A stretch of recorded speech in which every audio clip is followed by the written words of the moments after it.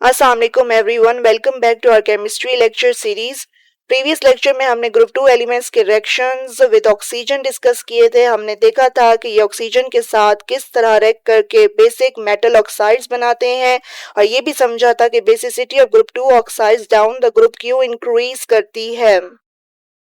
आज के लेक्चर में हम ग्रुप 2 एलिमेंट्स के रिएक्शन विद वाटर डिस्कस करेंगे। हम देखेंगे कि ये मेटल्स वाटर के साथ किस तरह रिएक्ट करते हैं, क्या प्रोडक्ट्स बनते हैं और एक्टिविटी डाउन द ग्रुप क्यों इंक्रीज करती है।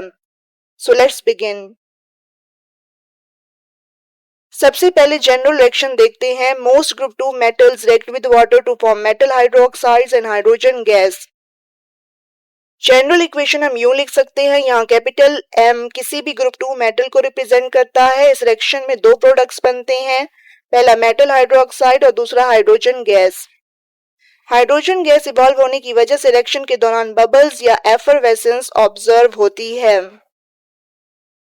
अब सबसे पहले बेरिलियम की बात करते हैं। बेरिलियम वाटर या स्टीम के साथ रिएक्ट नहीं करता। इसकी वजह यह है कि बेरिलियम की सरफेस के ऊपर एक thin protective layer of beryllium oxide बनी होती है। ये ऑक्साइड लेयर वाटर को मेटल तक पहुंचने नहीं देती, इसलिए रिएक्शन नहीं होता। यही वजह है कि बेरिलियम ग्रुप 2 का लीस्ट रिएक्टिव एलिमेंट है। अब मैग्नीशियम को देखते हैं। मैग्नीशियम कोल्ड वाटर के साथ बहुत स्लोली रिएक्ट करता है। रिएक्शन यूं लिख सकते हैं, लेकिन जब स्टीम यूज की जाती है तो रिएक्शन बहुत फास्ट हो जाता है। स्टीम के साथ मैग्नीशियम मैग्नीशियम ऑक्साइड और हाइड्रोजन गैस बनाता है, यानी टेम्परेचर इंक्रीज होने से रिएक्शन की स्पीड भी इंक्रीज हो जाती है। अब बात करते हैं कैल्शियम की। कैल्शियम कोल्ड वाटर के साथ रेडिली रिएक्ट करता है। इस रिएक्शन के दौरान हाइड्रोजन गैस इवॉल्व होती है, इसलिए बबल्स नजर आते हैं। कैल्शियम हाइड्रोक्साइड स्लाइटली सॉल्युबल होता है, इसलिए सॉल्यूशन मिल्की अपीयरेंस शो करता है। ये रिएक्शन मैग्नीशियम के कंपैरिजन में ज्यादा विग्रस होता है। अब स्ट्रोंशियम और बेरियम को देखते हैं। दोनों मेटल्स कोल्ड वाटर के साथ बहुत विग्रसली रिएक्ट करते हैं। स्ट्रोंशियम का रिएक्शन यूं लिख सकते हैं और बेरियम का रिएक्शन यूं लिख सकते हैं। इन रिएक्शंस में हाइड्रोजन गैस रैपिडली इवॉल्व होती है और क्योंकि बेरियम ग्रुप में नीचे है, इसलिए ये स्ट्रोंशियम से भी ज्यादा रिएक्टिव होता है। अब एक इंपॉर्टेंट ट्रेंड डिस्कस करते हैं। Reactivity with water increases down the group. लेकिन क्यों? जैसे जैसे हम ग्रुप में नीचे मूव करते हैं, एटॉमिक साइज इंक्रीज होता है, शील्डिंग इफेक्ट इंक्रीज होता है, आयनाइजेशन एनर्जी डिक्रीज होती है। इस वजह से आउटर मोस्ट इलेक्ट्रॉन्स को रिमूव करना आसान हो जाता है और जब इलेक्ट्रॉन्स इजीली लूज होते हैं तो मेटल्स की रिएक्टिविटी इंक्रीज कर जाती है।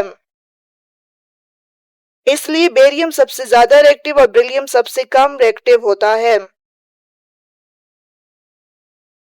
अब ग्रुप 2 हाइड्रोक्साइड्स की बात करते हैं। ये तमाम हाइड्रोक्साइड्स बेसिक नेचर रखते हैं। जैसे जैसे हम ग्रुप में नीचे जाते हैं, हाइड्रोक्साइड्स की सॉल्युबिलिटी भी इंक्रीज करती है और बेसिसिटी भी इंक्रीज करती है।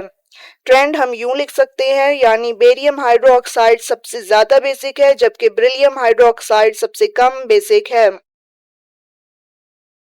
आइए लेक्चर को समराइज करते हैं। Most group 2 metals react with water to form metal hydroxides and hydrogen gas. Beryllium does not react because of its protective oxide layer. Magnesium reacts slowly with cold water but readily with steam.